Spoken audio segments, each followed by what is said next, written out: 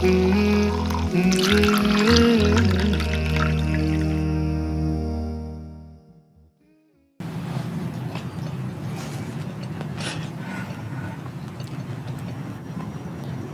mas, ini kopi pahitnya mas. Masih ya mas? Ya. Mas Ade mau dibuatkan minum juga? Nggak usah dulu, Pak. Enggak. Nanti aja. Mari mas. Maaf, Dri. Sebelumnya kamu udah berpikir matang-matang belum terhadap keputusan kamu ini? Oke, gini. Aku bukan maksud untuk menggurui, cuman mau ngasih nasihat sebagai teman lama kamu. Pernikahan itu sebetulnya bukan sebuah hal yang bisa dianggap sepele sih. Ya. Agama pun mengatakan bahwasanya ikatan pernikahan ini adalah ikatan yang berat. Jadi siapapun dia tidak bisa menganggap bahwasanya pernikahan ini hanya sekedar main-main. Ya, ini merupakan akad yang serius, akad yang berat yang memang harus dijalani oleh kedua mempelai ataupun kedua pasangan yang memang sudah melakukan pernikahan. Jadi ada beberapa hal memang yang bisa memicu keretakan yang terjadi di rumah tangga. Di antara penyebab retaknya rumah tangga itu bisa terjadi karena masing-masing di antara pasangan tidak memenuhi kewajiban dan juga hak dari pasangan lainnya. Gitu. Jadi kita sebelum kita menikah sebenarnya seharusnya kita sebagai seorang calon suami ataupun calon istri ini harus mempelajari apa saja kewajiban ataupun hak yang harus kita penuhi terhadap pasangan kita. Jangan sampai setelah kita menikah kemudian kita mengabaikan yang namanya kewajiban kita sebagai seorang suami ataupun hak yang harus dimiliki ataupun yang kita berikan kepada seorang istri. Nah, hal-hal ini yang bisa memicu keretakan yang terjadi di rumah tangga. Nah, di antara hak ataupun kewajiban yang harus dipenuhi oleh seorang suami terhadap istri ialah memberi nafkah dan juga memberi makan, minum, memberi pakaian dan juga tempat tinggal. Ya. Dan di balik itu juga kita harus melindungi pasangan kita. Melindunginya dari apa? Melindungi dari hal-hal yang tidak baik. Ya, melindunginya dari segala kejelekan, melindungi kehormatannya, melindungi agamanya. Makanya kita seorang suami memiliki kewajiban juga untuk melihat bagaimana ketaatan istri kita kepada Allah Subhanahu wa taala. Ketika istri kita ya malas melakukan ketaatan ataupun ibadah kepada Allah, maka kita seorang suami harus mengingatkannya bahwasanya dia seorang muslimah, dia seorang mukminah, harus taat, harus tetap beribadah kepada Allah Subhanahu wa taala di samping dia harus mengabdi juga kepada suaminya. Nah, kita sebagai seorang suami tentunya ada kewajiban yang tadi sudah saya sebutkan. Itu yang harus kita berikan kepada mereka. Ketika kita tidak memenuhi kewajiban kita sebagai seorang suami untuk memberikan nafkah, makanan, minuman, pakaian dan juga tempat tinggal, maka wajar saja kalau seandainya di kemudian hari wanita ataupun istri kita meminta haknya untuk dipenuhi. Maka kita juga harus introspeksi diri sebenarnya. Apakah keretakan rumah tangga yang saat ini terjadi itu disebabkan karena ulah kita atau dikarenakan karena memang ulah istri kita.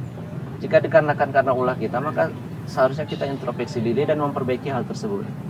Nah, apabila hal tersebut datang dari istri, maka kita sebagai seorang suami tentunya harus menasihatinya.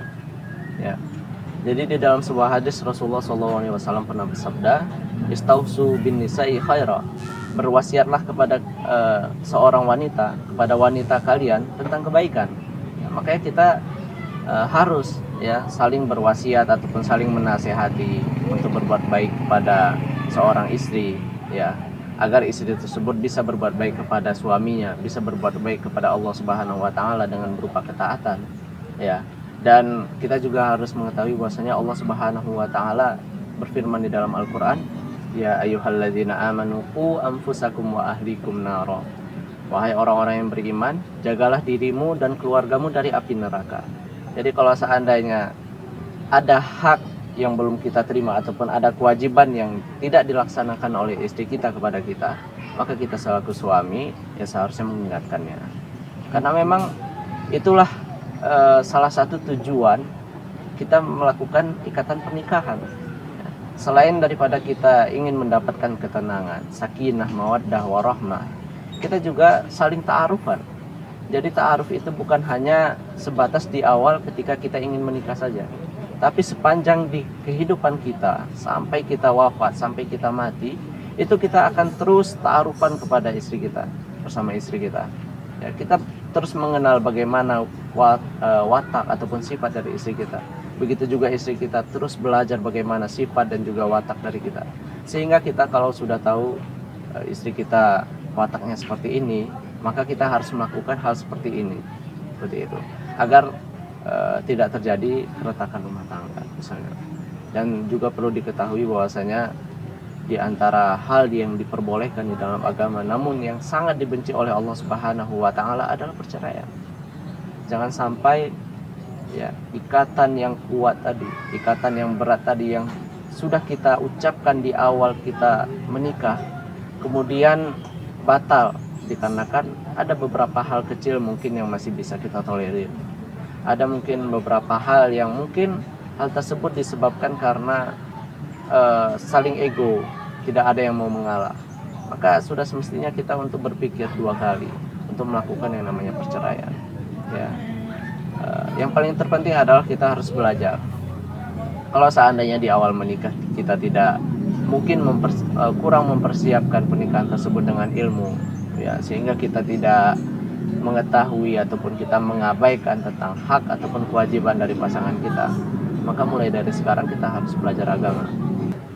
Rasulullah SAW juga pernah bersabda, "May yuridillahu bihi khairan yufaqihu fiddin." Barang siapa yang diinginkan oleh Allah Subhanahu wa taala kebaikan, maka Allah akan pahamkan agama. Kebaikan ini tentunya kebaikan untuk rumah tangga juga, kebaikan untuk diri kita. Maka ketika kita ingin kebahagiaan dalam rumah tangga kita, salah satu caranya adalah dengan cara belajar.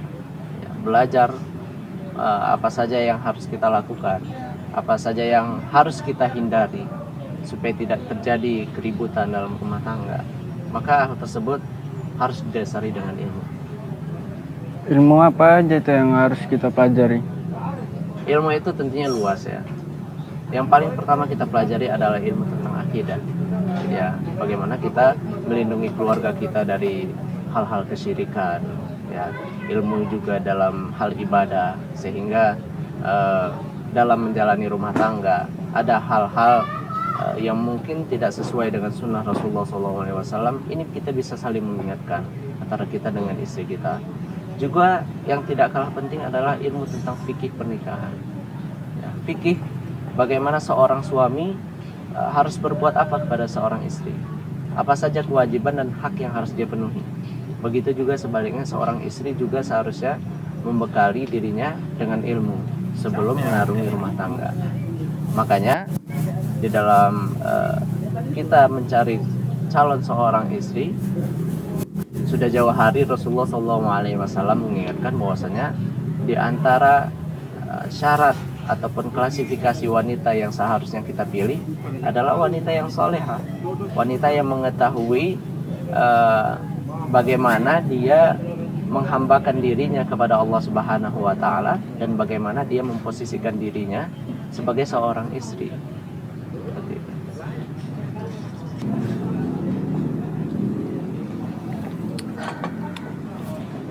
Gini deh, istri saya sudah menjaga sholat 5 waktunya, sudah baik terhadap orang tua saya, sudah alhamdulillah sudah mengaji juga. Tapi ada beberapa sifat kejelekan dia yang tidak saya sukai. Bagaimana itu cara menanggapinya deh? Pertama yang harus kita sadari sih, Andre, kita itu tidak menikahi seorang bidadari, ya. Dan kita pun tidak boleh merasa kita ini adalah seorang malaikat. Jadi wajar saja jika seandainya pasangan kita ataupun siapapun dia itu melakukan hal-hal yang tidak kita sukai ataupun melakukan kesalahan. Manusiawi lah, ya. Seorang istri mungkin ceroboh dalam suatu hal, kita juga mungkin ceroboh dalam menunaikan kewajiban kita kepada dia. Maka wajar saja jika seandainya terjadi bentrokan-bentrokan kecil ataupun sedikit masalah dalam rumah tangga. Jangankan kita, Rasulullah SAW seorang nabi, seorang rasul yang kita harus meneladaninya saja, Ya, di dalam keluarga Rasulullah bersama istrinya Aisyah dan istri-istri yang lain juga menghadapi yang namanya permasalahan rumah tangga. Ya, walaupun mungkin permasalahan rumah tangga yang dihadapi oleh Rasulullah SAW itu bukan permasalahan rumah tangga yang besar. Ya, eh, Aisyah juga pernah mengambek. Ya, Aisyah juga pernah berkata yang tinggi dengan nada yang tinggi kepada Rasulullah SAW. Dan itu adalah sifat yang tabiat, ya, yang dilakukan oleh wanita. Tentunya wanita memiliki sifat-sifat yang berbeda, ya, kalau kita bandingkan dengan laki-laki. Dan hal tersebutlah yang menjadikan wanita adalah makhluk yang sempurna bagi seorang wanita, ya. Wanita memiliki sifat manja, suka pelupa ataupun suka ceroboh dan lain sebagainya. Dan hal tersebutlah yang membuat wanita itu istimewa. Jadi kita sebagai seorang suami harus memakluminya, memaklumi sifat-sifat wanita. Karena memang di dalam hadis pun Rasulullah SAW menyebutkan bahwasanya wanita itu diciptakan dari tulang rusuk yang bengkok.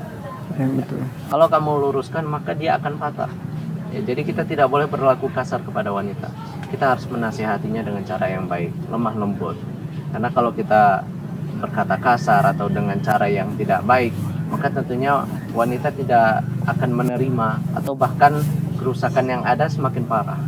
Ya, makanya kita harus meneladani bagaimana Rasulullah SAW itu menjalani rumah tangga. Kita juga harus mendengarkan bagaimana wasiat-wasiat beliau tentang pernikahan. Maka kalau kita sudah mempelajari hal tersebut, belajar dari apa yang dijalani oleh Rasulullah, apa yang diajarkan Islam kepada kita, maka insya Allah perjalanan rumah tangga kita akan berjalan dengan